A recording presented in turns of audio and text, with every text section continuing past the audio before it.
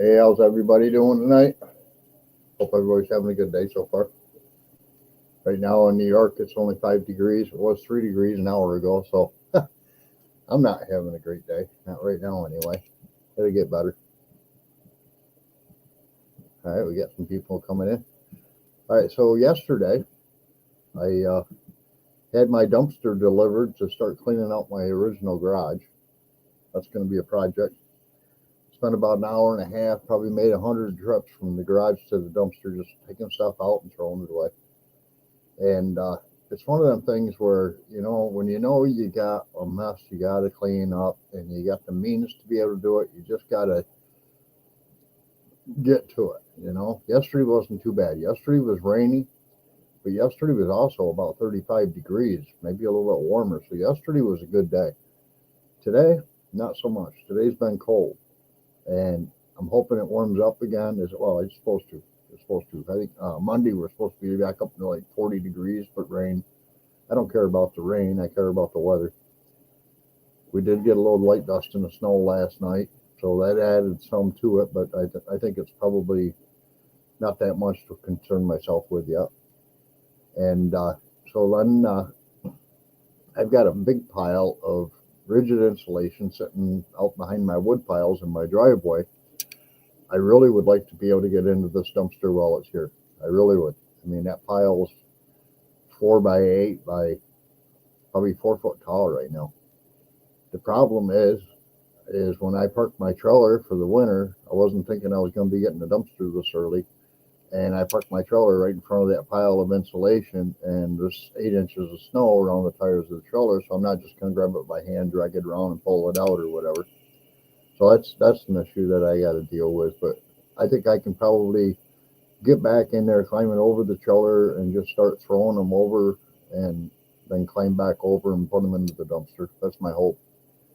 But I still got more stuff in the garage to go through too.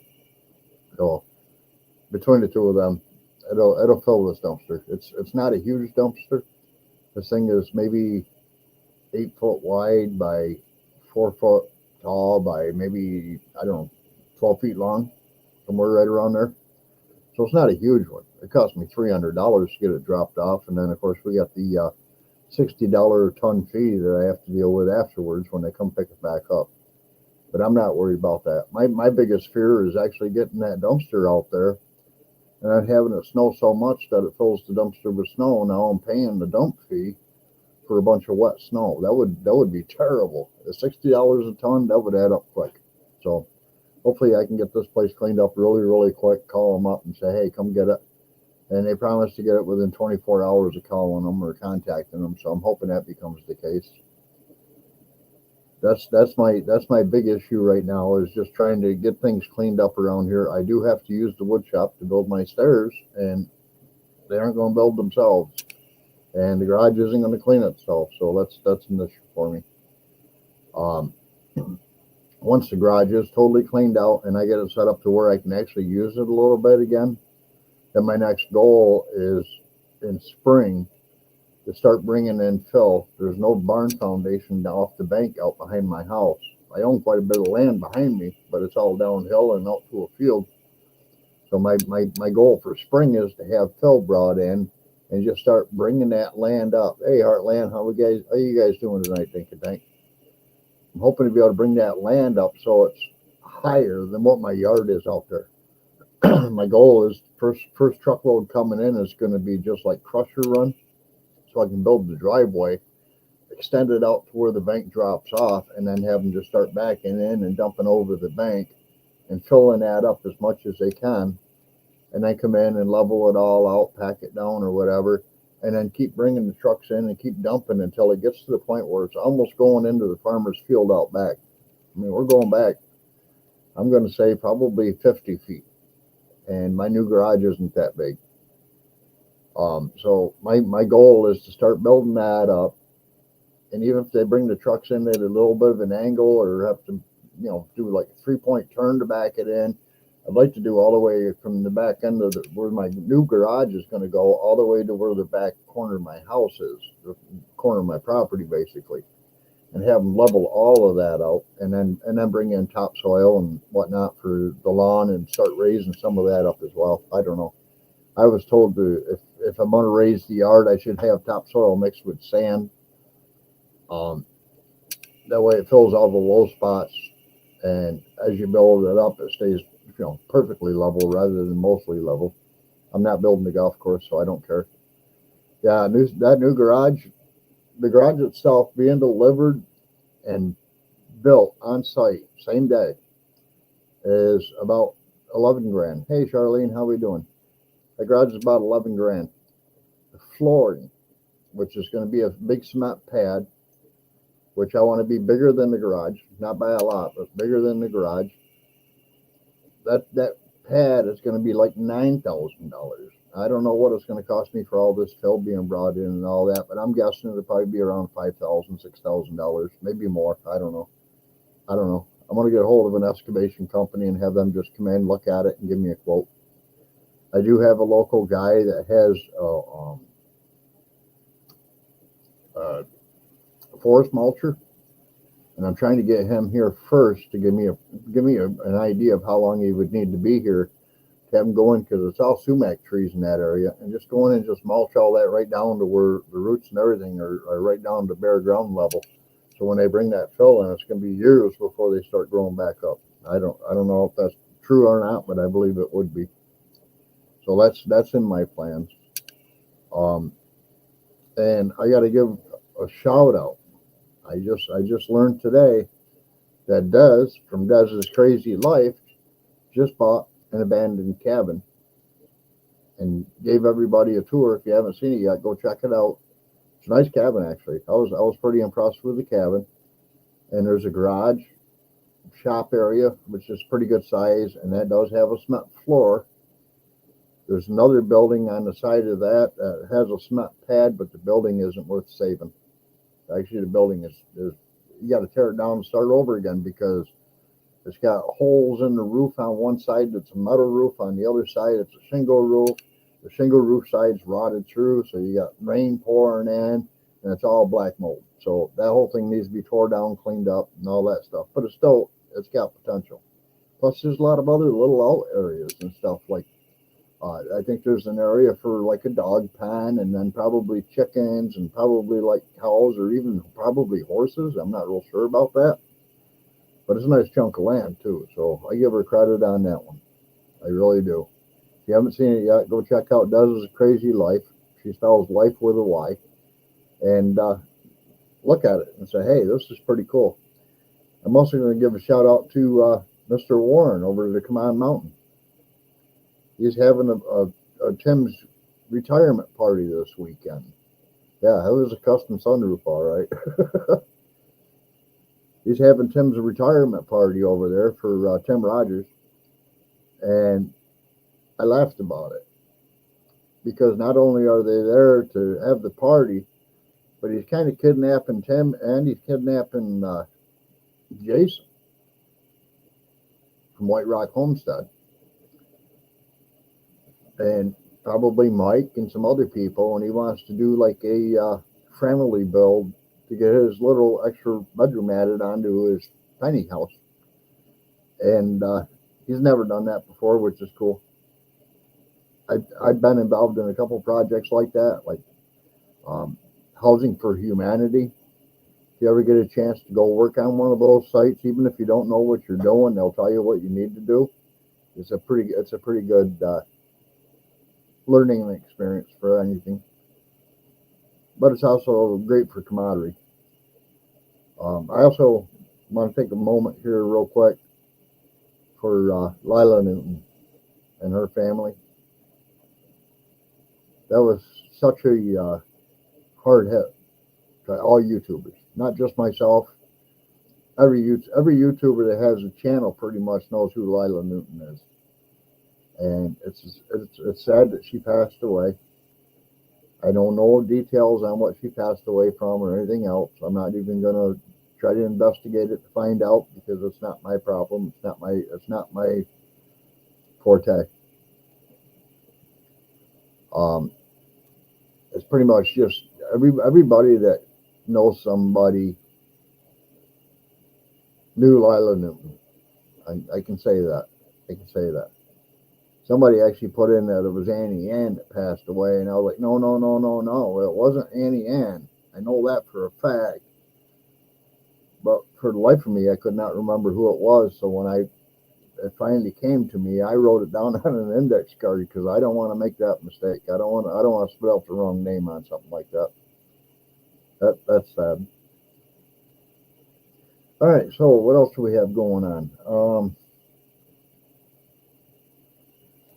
Something new for this year that I got to do. I didn't know I was going to have to. I thought my employees all had access to this through payroll portal. I have to print and mail out all of their W-2 forms for last year. They made that change, and it was just recently. And anybody that was hired after a certain date, I can't remember what that actual date was, they have to fill out a new W-4 because there was some tip change or something like that done to the forms. I have no idea what it is. I've looked at them, and I don't see anything different in them, but they got it. Yeah, we still got snow, unfortunately. If we didn't have snow, I could push my utility trailer out of the way, get access to my pile of insulation, and just put it all into the dumpster standing up so it doesn't take up so much room, and then add more to it. The snow's my issue, and no, I'm not going to get out a snow shovel and try to shovel it. We've had very warm days and we've had very wet, rainy days. So anything I try to move with a shovel is just asking for a heart attack. So that's not going to happen. I learned my lesson on that quite a few years ago, actually before I got hurt, that if you got snow and it's deep, you don't try to shovel it. You just call in reinforcements. I mean, come on. To me, if the snow's up to my kneecap and I want to shovel my driveway, I'd have to get a scoop of snow. My driveway's 4 cars long, plus there's a spot at the end for a camper parking in front of the existing garage. If I want to shovel my driveway, I'm limited on how much snow I can push behind my existing garage. So I'd have to carry it all over to the other end of the driveway, throw it into the yard, go back and dig out another scoop, and then go back and throw it. That ain't happening. That ain't happening. I'm 60 years old now, and I've decided that my days of snow shoveling are over.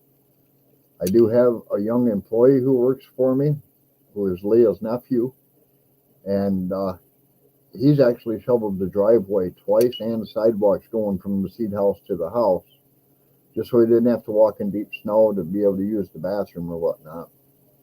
And I appreciate that. That's one of the few employees I've ever had that actually went above and beyond what we asked him to do. And he just came out and said, well, I had 15 minutes more to work and I really didn't have anything else left to do. So I just grabbed the shovel and did it. And I was like, dude, you don't know how much I appreciate that. I have trouble getting people to grab a broom and sweep a floor, or if there's like salt tracks all over it, fire up the steam cleaner and clean the floor. Everything's out there to do it with, but they just don't have the ambition or the want to do it. Yeah, this young guy, he's like, oh, I'll do it. I don't care. All right, well, cool. Thank you. It's appreciated. I don't want Leah having to do all of the cleaning in the seed house when she's not the only one working in there. So it's kind of a benefit, I think. And if it takes him 15 minutes to do it, I'm paying him $17 an hour. So what did it cost me? $5. Big deal. I don't care. Heck, to me, that's almost worth the raise. Let's see. Anything else we got going on? Since we got the new refrigerator in place, which is kind of ironic, actually, and I don't like being cold, there is nothing in the freezer except for a bin of ice right now that I put in there from my ice maker. Hi, Liam. How you doing? That's all that's in there right now. I think a loaf of bread, and a small bucket of ice. That's all that's in that new freezer right now. The refrigerator is full. We already emptied all the refrigerators out and put all that in there. They got that big double door freezer down there, and that's all that's in it is one loaf of bread and one small bucket of ice. Actually, that bucket of ice is about the size of this mustard bottle or cheese bottle. That's about how much ice is in that freezer right now. I took it out of the ice maker so the ice maker would make more. But yeah, I mean, it's not from laziness. It's just, this stuff's already in a freezer. We know where it's at now. Why rearrange everything and screw up the system we got? And we don't really go to our freezers much for food. I mean, when I buy hamburger, I buy 10 pounds at a time. And then, well, thank you, Heartland. I appreciate it. I buy 10 pounds at a time, and I normally use the first 2 pounds to make a nice sized meatloaf. And then the next pound goes towards something like sloppy joes, and then another pound will be taken and we'll make it into hamburgers for dinner or whatever.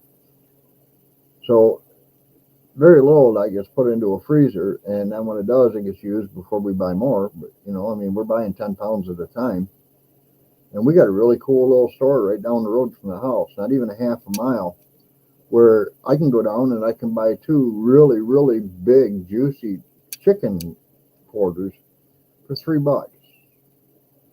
Or I can buy, like strip steak for doing stir fry or something like that for like $3. Cube steaks, 2 for $3. There's only 2 of us here, so we don't eat that much to begin with. But I'm just like, it's one of those things where the stuff we have in the freezer, a lot of it is like, when I clean out the downstairs freezer, the things that are in there that are like frozen boxed vegetables and stuff like that. Hey, Mike, how's it going, brother? If it's like frozen vegetables or something like that that's in a box, yeah, that will probably get moved over. But that's not stuff we use all the time. I mean, if you're having a sloppy Joe sandwich, do you add a vegetable to it? I don't. I might add tater tots to it. Got those in there too. But other than that, I may not add anything, Same thing with like a meatloaf. Well, to me, meatloaf goes with mashed potatoes. Well, I don't keep my mashed potatoes in the freezer. Actually, I cheat. I don't even use real mashed potatoes because Leah is pre-diabetic, so she's not supposed to have things like potatoes and a lot of beans and things like that. And hey, David Gaunt, how you doing? So for her, instant mashed potatoes are fine. Well, for me, instant mashed potatoes are fine. I can actually buy them in a lot of different flavors, where real mashed potatoes, you got to add that flavoring to get there. So I don't know. It's kind of weird. But yeah, so I don't foresee that freezer getting filled up anytime soon. I do see the freezer downstairs getting emptied out rather quickly because that one is in need of being totally cleaned out, unplugged, thawed out, cleaned out again, and then turned back on, and then decide what goes in there after that. I'm not sure what we're going to do there. Well, guys, I think I'm going to call this one short tonight because I really don't have a lot to tell you about. I mean, other than I am working on getting the wood shop cleaned out so I can start working on my stairs, and I will video myself doing that. Not all of it probably, but a lot of it anyway. And when they come out to start bringing in the fill and all that stuff, I'll probably do a video on that. No, actually, instant mashed potatoes aren't, David. Instant mashed potatoes don't contain any real potato starch. I forget what they said they were made out of, but they don't contain the potato starch, which turns to sugar. I forget what they told me they said they were made out of. To give you an idea, though, of instant mashed potatoes being used in other products, they actually use it in McDonald's milkshake machines. The instant potato mixes with the ice milk or whatever it is they use for their milkshakes. That's why you can take a McDonald's milkshake and leave it out on top of your car, and it never turns watery. Yeah, there's carbs, but it's not starch. Starch is the big issue for her. Now, another one for her that's bad is beans. And somebody told me macaroni. You can only use real wheat macaroni. Well, we bought real wheat macaroni, and I'll tell you, that's probably the worst stuff I've ever put in my mouth. We buy regular macaroni, which is made with wheat flour. It's bleached wheat flour, but it's still wheat flour. So it's not any other than the bleach, it's not that much unhealthier for you than wheat flour would be. And if you take that and you go and you do a taste test between regular spaghetti and you do it for wheat spaghetti, the regular spaghetti will taste like real spaghetti. The wheat spaghetti does not soak up the flavors of the sauce. Yeah, pasta is bad for diabetics. The problem is that she still likes her tuna noodle casserole. She still likes a bowl of spaghetti with meatballs and things like that. And if she's as long as she's eating it and she's not eating it in like excess, I think she'll be all right. She doesn't drink soda. She only drinks water and coffee. Um, she's not big on candy, which is too bad because I got this is funny actually. I was at a bar last week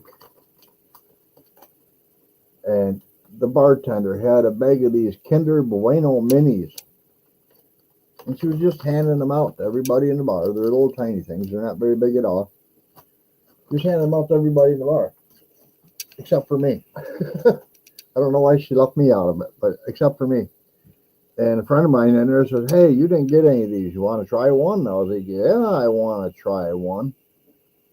And I tried it. And I looked at the bartender. I said, "Now I see why you're giving them out." And she's like, "Yeah." She says, "Because if I didn't get them out, I'd eat the whole bag." And I was like, "I'll tell you what. My next trip out to get my coffee and stuff at Walmart, I'm going to be looking for that one because I like that. That was good. I'd probably eat the whole bag too if I didn't control myself."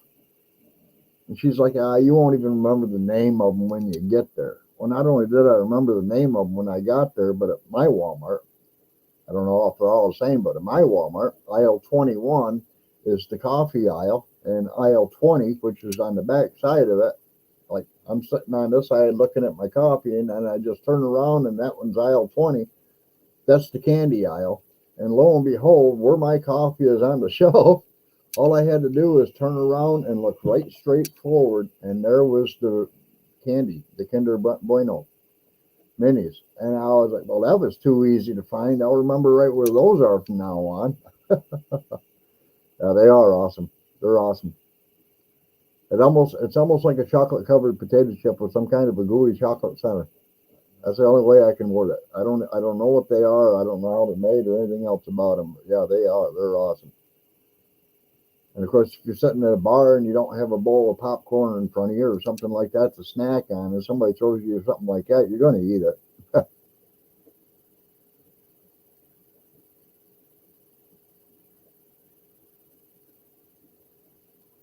Wow. Yeah. Right now, Liam, her sugar levels are reasonable. They're a little bit above normal, but they're not spiking at all. Her blood pressure, on the other hand, oh my God. I forget what medicines they got her on and whatnot, but she is taking the hardest hitting one you can take, and she has to take them one in the morning and one at night, and without food, without food. So she gets up in the morning, she takes her meds, she drinks her coffee, she'll have like a bowl of cereal or whatever, and go to work. And then when she gets home at night, she'll take her meds again because now she's got a couple hours before dinner or whatever. Wow.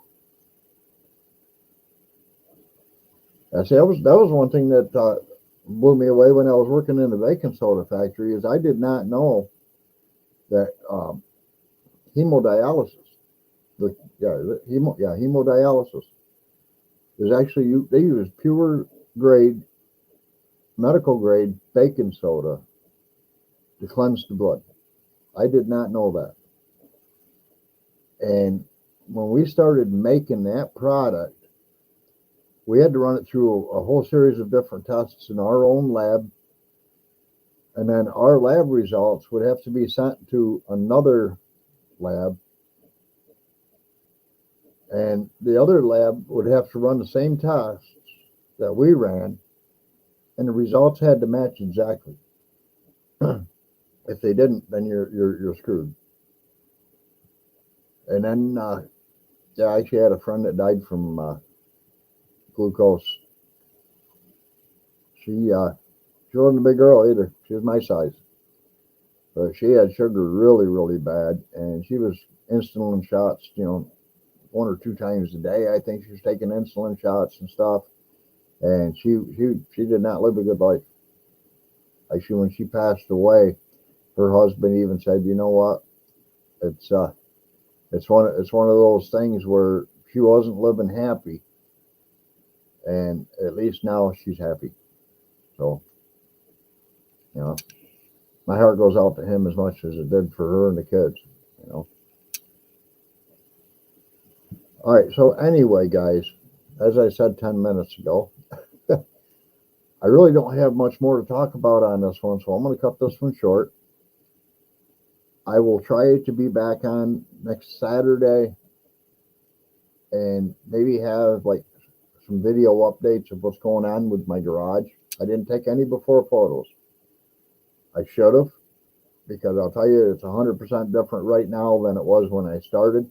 When I started, you couldn't walk through the door. Now I can actually walk around in circles, but it's still got a ways to go. So maybe I'll take a short video of what it looks like right now before I get in there and start cleaning it some more, and then go in and video it when I'm all done, and with the dumpster, and maybe even the dumpster being put onto the truck and hauled out the driveway or whatever. I don't know on that part yet.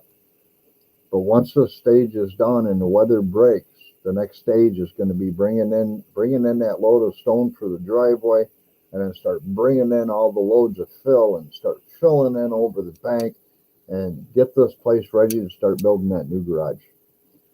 I'm saving the money up as fast as I can for it. It's getting a little rough because running a business doesn't make it easy. I mean, actually, you know what? I can't jump out yet. Speaking of running the business, there's going to be some seed giveaways going on a couple different channels here pretty soon. One of them is our mountain home. And I reached out to them and said, "Hey, you've already talked about doing a seed giveaway with seeds, and my seeds meet the same criteria as those seeds do. What do I need to do to get involved in your giveaway?" That's the same channel as working with Wiley. But her sister, Megan, I believe her name, it's either Megan or Amber, I can't remember which now. They're both planning on doing a seed giveaway while they're talking about doing the garden. So look forward for that. And then I'm going to be working with another channel to try to get them to do a seed giveaway as well. And the seeds that I'll be giving away are total herb garden seeds. I got 4 kits made up, and each channel will get 2. I've already decided that.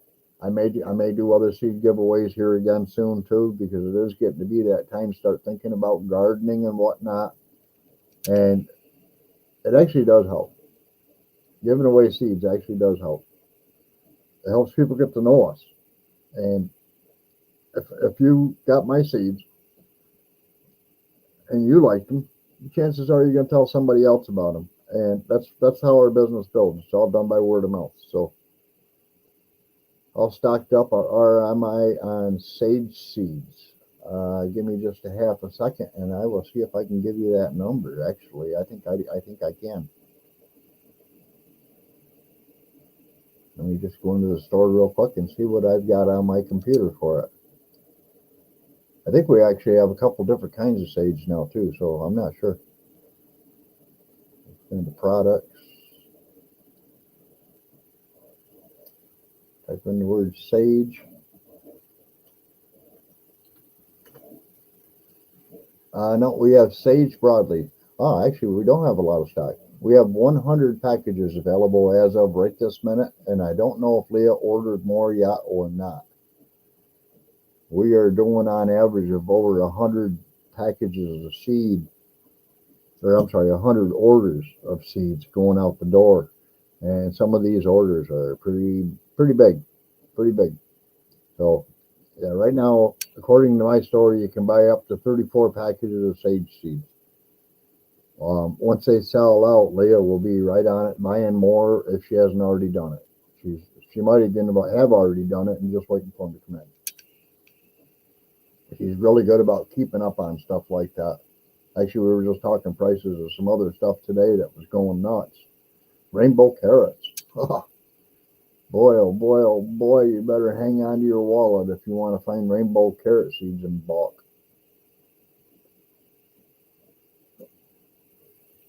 2 years ago, the price got too expensive, and I reached out to one of my suppliers and I says, all right, I would like the rainbow carrots, but your price is too high. Plant a 300-foot row. Oh, all right. Well, a 300-foot row. I don't know how many seeds were in the package. I didn't look at that number. Let me go back and look at that real quick and see if I can give you a number on that, David, because I mean, our seeds normally come with a really good seed count, especially for herbs and stuff like that. Let me see what we can find out here real quick. We'll come back in here to products. Go back in to sage. Come on.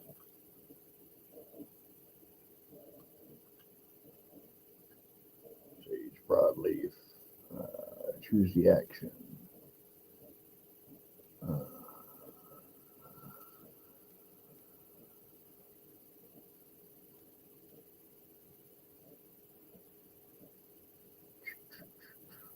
What do I do? Let me just click on it. There we go. All right. So, yeah, there's approximately 110 seeds per package for $1. I thought that number was right, but I wasn't going to throw it out there without knowing for sure. So, yeah, there's 110 seeds per package.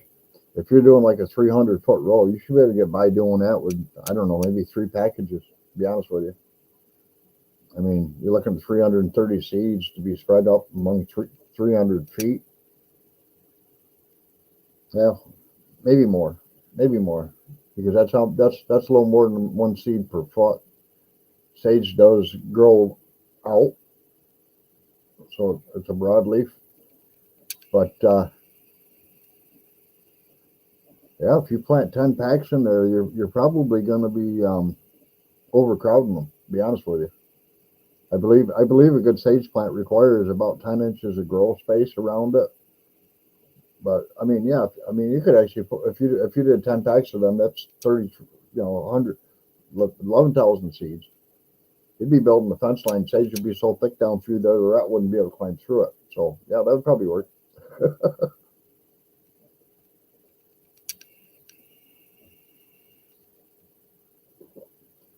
All right, well, guys, keep your eye on all the channels you watch for seed giveaways. They're going to be coming up. Again, congratulations to Dez's Crazy Life for finding that abandoned cabin. That's pretty awesome. Oh, you on 4 foot wide? Okay. Yeah, then that would probably be about the right number. Hey, look at the bright side.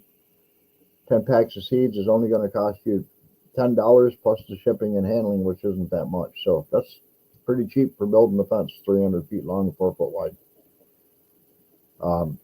Yeah, Dez's Crazy Life. Congratulations on her for getting the new property that she's been wanting. I know her and her husband were talking about it for quite a while, and now it's actually the dream come true for them. And also Mike and Lissa, they've been out there working on their new landing, and that's an awesome property as well. Also, while we're at it, Junk to Gems today just came up. I just watched it before I came live. He's got a video of him flying a drone up over top of the property and showing the water and stuff, and also going over to his buddy's house there where he's been working and showing the water levels there. That's crazy. But yeah, keep an eye on all these other channels, guys. And if you have, yeah, I follow Matt Cremona. Matt Cremona is like a wizard engineer woodworking fool. And he just did a video today of cleaning out his shop and making it inspirational again. It took him an hour and 22 minutes, but he wasn't just doing that. He was also showing some other clips of videos in it and stuff. and his shop's about the same size as mine. And I'm going to say mine has a little bit more clutter than his does. But, yeah, well, David, I try to give everybody a good price. That's why we call it Dollar Seed. It's not like Dollar Store or Dollar General. Those guys all went to $1.25. Well, we did too, but I put everything back on sale. I don't remember till when right now, because I didn't want to hurt people. Inflation is still terrible. I just seen a thing where eggs were outrageously priced, and it blew me away. It really blew me away. But anyway, back to Matt Cremona. He had, in his video, he was showing different things he was doing in his garage. Some of it was like organizing. Some of it was just what should you keep, what should you throw out. And I love that part of it because I don't want to be a hoarder. I do have certain things that I want to keep and I will keep. But I also have a lot of things in my garage that mean nothing to me. And those are going to go. Those are going to go. All right, guys. It's been over half an hour. I said at 18 after I was going to call this one short. Now I'm going to call this one short. Everybody enjoy the rest of your weekend. Don't forget, get over there and check out all these programs or channels I've been telling you about. Matt Cremona especially. That guy's a genius. He's a really good one. All right, good night, everybody. Catch you later.